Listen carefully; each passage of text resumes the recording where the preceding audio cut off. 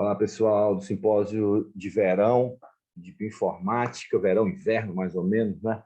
Meu nome é Sávio Torres de Farias, vim aqui a convite da organização, que eu agradeço muito, falar um pouco sobre o que a gente desenvolve aqui na Universidade Federal da Paraíba, né? Que basicamente a gente está focado em trabalhar com a evolução profunda, né? Que eu vou definir a evolução profunda sobre aqueles 2 primeiros bilhões de anos do nosso planeta, o que aconteceu ali e o que foi importante para o estabelecimento na vida no planeta, né?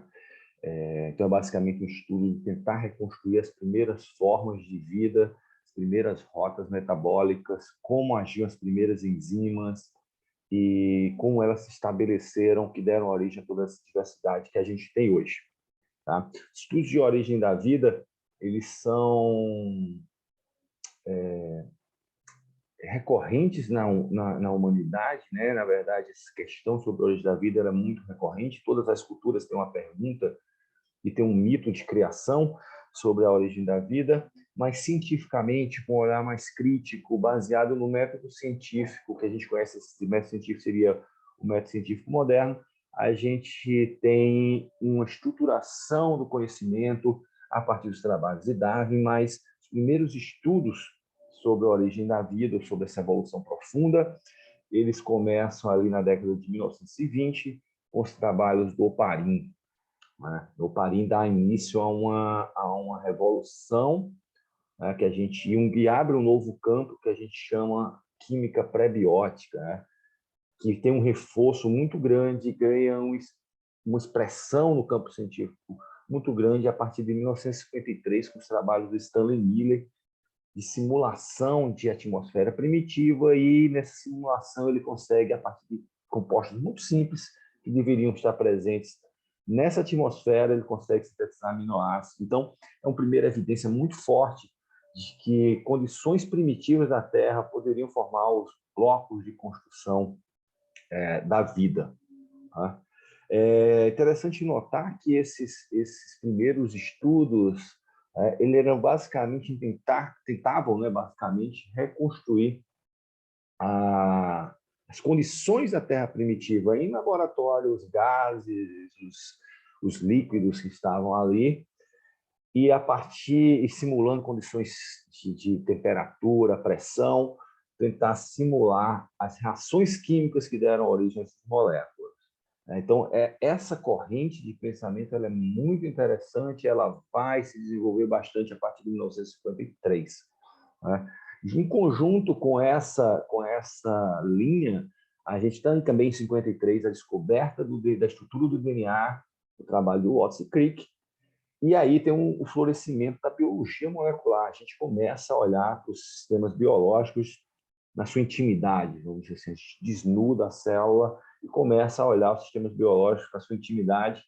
E isso é bastante interessante, porque à medida que a química biológica, a química pré-biótica ia mostrando que diversos compostos poderiam ser sintetizados naquela condição primitiva da Terra, a biologia molecular ia evidenciando funções, estruturas biológicas, e a gente começava a entender que essas estruturas poderiam ser tão primitivas quanto a própria vida, tá?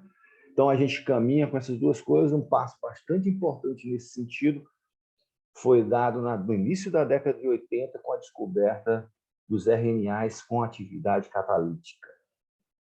Isso funcionou de uma forma, e chegou na comunidade acadêmica de uma forma realmente impressionante, né, impactante, e montou-se um modelo que a gente conhece como mundo do RNA para explicar como a vida teria iniciado. Então, aí a gente junta dados de biologia molecular e dados da química pré-biótica e monta esse cenário, que é um cenário realmente muito bonito, tá? Um outro avanço bastante interessante nessa caminhada para tentar entender os processos dessa evolução profunda, né, foi dado a partir do ano 2000 ali, com a resolução da estrutura da macromolécula, que é o ribossomo. Isso abriu novos caminhos. Nessa mesmo período, a gente estava florescendo, né, amadurecendo uma nova área que veio para revolucionar todo o conhecimento biológico, que é justamente sobre esse curso que vocês estão tendo aí agora, que é a bioinformática, né? A bioinformática, inicialmente, ela praticamente era um acessório da genômica, né? Ajudava, auxiliava na montagem do genoma, na anotação dos genomas, e ela vai ganhando uma vida própria e ela transcende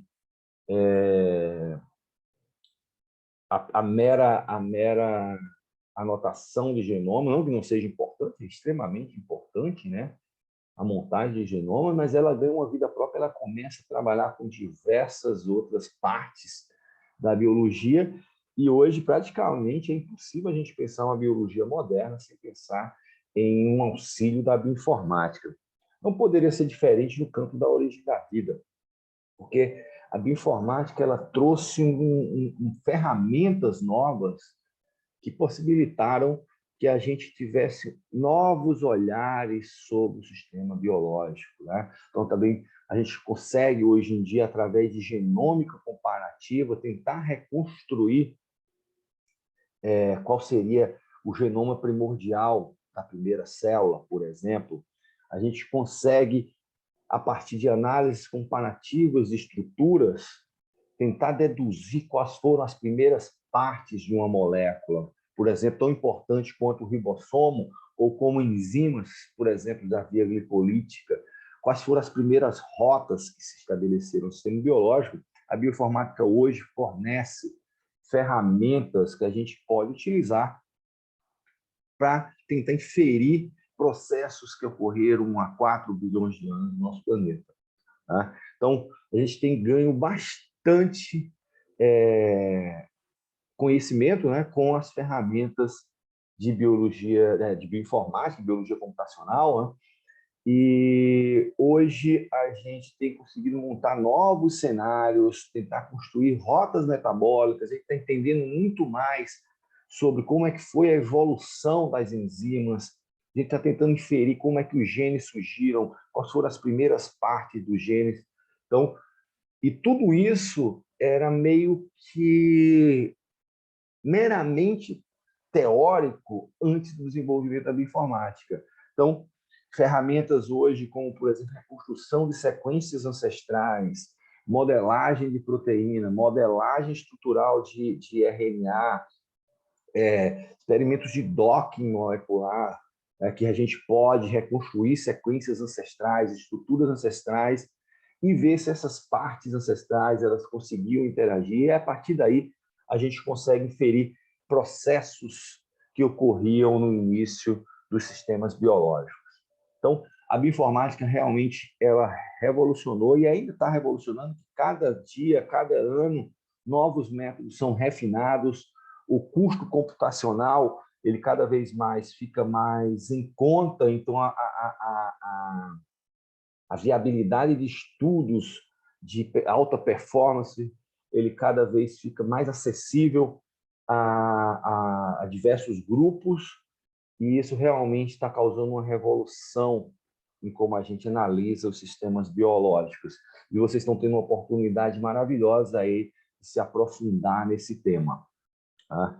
Então, caso vocês tenham interesse em conhecer um pouco mais sobre a evolução profunda, sobre como a gente estuda a origem da vida usando ferramentas de bioinformática, vocês podem entrar em contato pelo meu e-mail é stfarias@yahoo.com.br. Vai ser um prazer a gente trocar uma ideia e aproveitem muito, porque essa escola é maravilhosa.